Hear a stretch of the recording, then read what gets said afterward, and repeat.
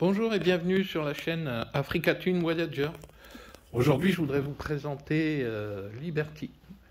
Donc, c'est une Africa Twin 1000 CRF nouvelle génération, les premières séries de 2016, qui a 40 000 km maintenant. Mais une super moto, très confortable et vraiment agréable à piloter. Donc aujourd'hui, je vais vous la présenter. Je vais surtout vous présenter mon équipement et mes bagages, parce que la particularité, c'est que nous roulons en duo avec madame. Et donc, ça modifie, ça change beaucoup de choses sur la moto, notamment au niveau du poids. Donc, l'année dernière, nous sommes partis, nous avons fait la traversée des Pyrénées, la transpyrénéenne. Et on avait déjà bien préparé le voyage, mais pas suffisamment, puisqu'on a eu quelques petits soucis que j'essaye de régler cette année. Donc l'année dernière, nous étions partis avec des bagages en dur, donc ici, des bagages en aluminium, que j'avais renforcés parce que je pensais qu'on aurait des soucis, mais en fait, ils n'ont jamais bougé. C'était plutôt les porte-bagages qui pliaient. Donc à chaque chute, il fallait démonter les valises et tout redresser pour pouvoir repartir. C'était galère. Donc cette année, j'ai décidé de passer en bagagerie souple, enfin tout au moins semi-rigide.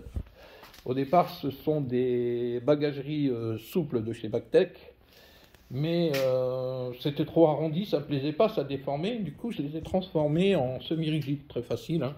Il suffit de mettre une plaque à l'intérieur, ici, fabriquer une gouttière ici pour le bas et deux fixations pour le haut. Et voilà, ça fait des semi-rigides qui sont beaucoup plus costauds, comme on peut voir, qui tiennent mieux. Ici, dans le haut, j'avais un simple sac de voyage et c'était tout juste pour la place. Du coup, j'ai décidé d'installer ici une caisse qui fait 100 litres, qui vient aussi de chez Bactec. Donc j'ai dû un peu modifier le porte-bagages et surtout le renforcer, comme on peut voir ici, pour qu'il puisse être supporté par le châssis de la moto et non par le porte-bagages. Donc là, on a une extrême solidité, hein. J'ai pu le tester à plus de 60 kg, il n'y a rien qui bouge, donc c'est parfait. Et ça offre un gros volume d'étanchéité pour les vêtements, donc c'est sympa. Parce que la difficulté de rouler en double, c'est que il y a tout en double, hein.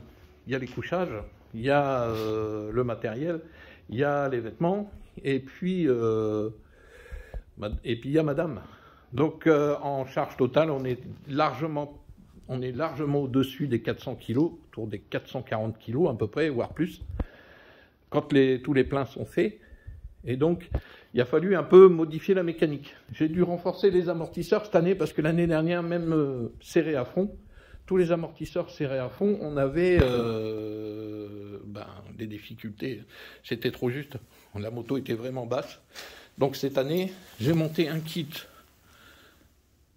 Voilà, Heavy Load, ce qu'on appelle Heavy Load, c'est un kit de ressort un peu plus costaud, avec une hauteur supplémentaire de 20 mm, mais qui est compensée par la charge, puisque la moto descend forcément quand elle est sur ses roues.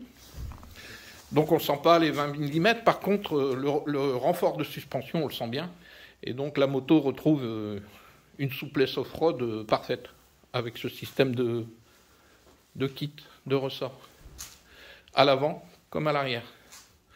On a eu quelques petits soucis également au niveau ravitaillement dans les Pyrénées. Il y a une fois où on a dû faire un détour de 35 km pour avoir du carburant. C'était juste, mais on y est arrivé.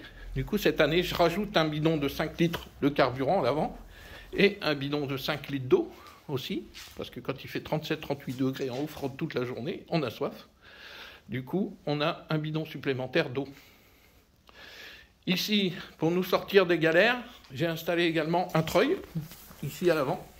Un petit treuil de quad qui peut supporter 900 kg et qui va bien nous aider, parce que par rapport à l'année dernière, où on est tombé dans un trou de 3 mètres et on a eu énormément de mal à sortir la moto, même avec un palon. Du coup, cette année, j'ai décidé de monter un treuil. Je pense qu'il nous facilitera largement la vie. Également, niveau mécanique, frein neuf, embrayage renforcé, Pourquoi les freins? Parce que les freins renforcés, surtout le liquide, parce que l'année dernière, dans les descentes, avec le poids, on était entraîné même en première. Du coup, cette année, on a mis un liquide de frein compétition, circuit, qui ne bout pas. Parce que ce qui se passait, c'est que le liquide bouillait dans les étriers, et puis on perdait les freins. Donc, meilleur freinage, meilleure suspension, un treuil et un bon équipement. Je pense que cette année, ça ira beaucoup mieux. Et on va tester tout ça dans 3 semaines. On va faire un petit morceau de TET qui part de Valenciennes, parce qu'on est du Valenciennois. Un petit morceau de TET qui fait 450 km, qui va jusqu'à Dieppe. Et on va partir quelques jours pour tester tout le matos, parce que cette année, on descend au Portugal en off-road. On part du nord, on va traverser toute la France, toute l'Espagne. Et pour arriver au Portugal, tout ça en off-road, il y aura 2 pneus supplémentaires qui vont venir à l'avant, ils sont prêts, ils sont là. Il y a 2 pneus, parce que les pneus, on a beau dire, les pneus 3000 km, surtout celui arrière, 3000 km, les pneus sont morts. Donc on aura ce qu'il faut pour descendre, parce qu'on part avec 2 pneus neufs, mais pour la remontée, il faut prévoir 2 pneus en plus. Donc au niveau du matériel, je pense qu'on sera pas mal. Voilà pour la petite présentation. Si vous avez des questions sur le treuil, sur les amortisseurs renforcés, ou s'il y a d'autres choses, n'hésitez pas. Comme vous avez pu voir, l'année dernière, on a fait la traversée des Pyrénées, la transpyrénéenne en off-road, donc en duo. Donc vous avez vu que bon, les vidéos sont un peu pourries parce qu'on n'avait pas de matériel. Donc cette année, j'ai investi. On va avoir une cam et puis un drone qui va nous permettre de faire des plus belles vidéos que l'année dernière. Donc ça pourrait être sympa. Je regarde si j'ai rien oublié. Donc ici, le coffre. Je vais vous faire voir un petit peu. C'est pas mal, hein. C'est plutôt confortable. Voilà, c'est comme une vraie valise. C'est énormément spacieux. Là, on va pouvoir mettre beaucoup de vêtements. Ici, dans les sacoches en bas, on a tout ce qui est matériel de camping de chaque côté, les petites chaises, les petites tables, il y a vraiment tout ce qu'il faut. Si vous allez faire un tour sur ma chaîne, vous verrez qu'on a vraiment tout ce qu'il faut. On a ici les 2 petites sacoches supplémentaires pour les affaires de toilette. Le poids est bien réparti. Les bagages ici, les bagages ont été renforcés comme on peut voir. Voilà, pour pouvoir supporter le poids. Donc ici c'est une caisse de 100 litres, donc on va pouvoir en mettre pas mal. Voilà. Donc si vous avez des questions, n'hésitez pas, hein. Il n'y a pas de problème, je pourrais vous répondre. Un petit truc aussi qui est sympa ici, c'est les leviers courts. Ça c'est génial, réglable, automatique ici. Donc vous réglez la distance comme vous voulez. Ils sont plus courts, donc quand vous tombez, il n'y a pas de risque qui se plie ou qui se casse. Ça c'est sympa aussi. Voilà. Voilà, monsieur Dom, bah écoutez, je vous dis à bientôt sur les routes. N'hésitez pas à poser vos questions si vous avez besoin.